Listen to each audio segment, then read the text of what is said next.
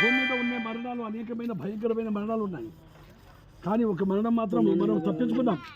2025 సంవత్సరంలో తప్పించుకొని ఇట్లా కొన్ని మాటలు విను. మీరందరూ యవనస్తులకే ముందు కావాల్సింది ఆ మరణం తప్పించుకోవడం ఎలా అంటే, భూమి మీద కొన్ని మాటలు విను తమ్ముడు.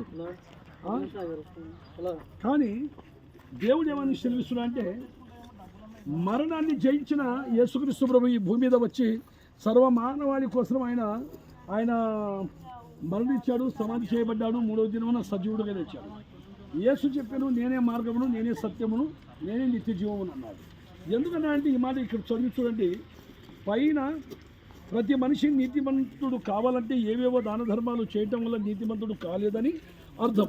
పైన వ్రాయబడిన వాక్యములను బట్టి క్రీస్తు యేసు 2025 సంవత్సరాలు క్రితం ఈ భూమి మీదికి వచ్చాడు. ఆయన 33.5 సంవత్సరాలు జీవించాడు. సర్వమానవాళి పాప పరిహారం నిమిత్తం శిలువలో తన ప్రాణం పెట్టి రక్తాన్ని కార్చి మరణించి సమాధి చేయబడి 3వ దినమున సజీవుడుగా లేచాడు. యేసుక్రీస్తు ప్రభు ఈ భూమి మీద రావడానికి ఒక గొప్ప ఆశ్చర్యకార్యం ఉంది. ఎందుకంటే మనమందరం చనిపోయి పాతాళంలో అగ్నిగుండంలో పడిపోతామని ఆయన ఈ భూమి మీద రావడం, ఒక మానవ శరీరం ధరించుకొని రావడం జరిగింది. ఎందుకంటే పాపం చేయకుండా మానవుడు ఎవరైనా ఉండాడా? ఇది దగ్గర చెప్పా, పాపం చేయకుండా మానవుడు ఉండాడా? ఏ భేదము లేదు, అందరూ పాపం చేసిన అని చెప్తుంది దేవుని వాక్యం. అందరూ మీరు తెలియకుండా ఏదో చిన్న చిన్న పొరపాట్లు ఉండొచ్చు, కానీ ఏం చేయాలా? మనం వదిలిపెట్టాలా. ఇట్లా రమ్మ మనం వదిలిపెడితే అయిపోయా. వదిలిపెట్టి అంటున్నాడు, అతిక్రమములు దాచిపెట్టేవాడు వర్ధిలో దాన్ని ఒప్పుకొని విడిచిపెట్టేవాడు కనికరం పొందుంటే దేవుని వాక్యం. అలాంటి దేవుని వాక్యము మీరు ధరించుకొని యవనస్తులు ప్రభు పాపినైనా నన్ను క్షమించమంటే పాపినైనా క్షమిస్తాడు. ఆయన యేసుక్రీస్తు ప్రభు మన కోసం శిలువలో ప్రాణం పెట్టాడు, మన కోసం మరణించాడు, మన కోసం తిరిగి లేచాడు అన్నది ఎంత సత్యంగా నీవు నమ్ముతావో, నీ నోటితో నీవు ఒప్పుకుంటే అప్పుడు నీవు నీ ఇంటి వారు రక్షణ పొందాలి. రావా వాక్యం వినడానికి? ఇట్లా వాక్యం వినాలి. కొంత మీ కోసమే నేను ఎంత దూరము దూపాడు నుంచి ఈడ వచ్చాను, ఇంత దూరం మీ గుడిసెల కాడికి వచ్చాను. నాకు తిరిగి నేను కూడా పండుకోవచ్చు కదా. ఎందుకంటే మనమందరం ఒకరోజు చనిపోతే మనకు నరకం ఉంది, అగ్నిగుండం ఉంది, అది తప్పించుకొని పాతాళం అగ్నిగుండం తప్పించుకొని పరలోక రాజ్యం చేరాలంటే ప్రభు మన కోసము ఆయన వచ్చాడు. ఆయన అలాంటి ప్రభువును మనం నమ్మాలంటే మనం ఏం చేయాలి?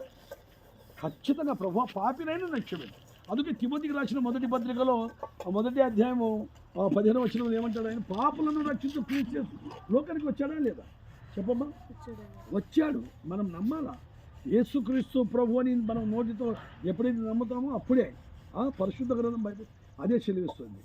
ఆలోచించండి, ఇప్పుడు ఈ 2025 సంవత్సరం ఎంతమంది చచ్చిపోయారు మన కళ్ళ ముందర? యాక్సిడెంట్లు, బైక్ యాక్సిడెంట్లు, ఆ నుంచి బస్సుల యాక్సిడెంట్లు, విమానాలు ఎన్ని కూలిపోయాయి, ఎంతమంది చనిపోయారు? ఆలోచించేయండి. శాశ్వతం కాదు మనం కూడా. ఏమి బాబు, శాశ్వతం కాదు ఈ లోకం. మనకు ఒకరోజు ఈ లోకం మనం విడిచిపెట్టి వెళ్ళాల్సి ఉంది. ఆ రోజే మనము దానికంటే ముందరి పాపినైనా నన్ను క్షమించమని యేసుక్రీస్తు లోకానికి రక్షకుడు మనం ఒప్పుకొని, మన నోటితో ఒప్పుకొని మనం విడిచిపెడితే నేడే రక్షణ సమయం.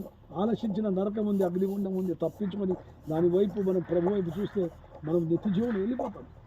ఇంతవరకు మనం ఏం చేశామో గతించిన కాలం గతం గత, ఇదిగో పాతవి గతించను, ఇదిగో క్రొత్తవి సమస్తము క్రొత్తవాయని. ఇప్పుడు నూతన మనస్సు పొంది, మారు మనసు పొంది, పాప క్షమాపణ పొంది, రక్షణ పొంది ఏమి మనకు నిత్య జీవం ఉంది. అగ్నిగుండం తప్పించుకుంటాం. ఏమి నాన్న ఆలోచించేయండి. రా తమ్ముడు, ప్రార్థన ఇక్కడ ఆలోచన చేయండి. మరి ఈ కొద్దిగా మాటలు దేవుడు దీవించడం కాక మరి ప్రభువును నమ్ముకోండి. మీరు కూడా రక్షణలో కొనసాగించండి. Okay, thank you. God bless you. ప్రార్థన చేద్దాం.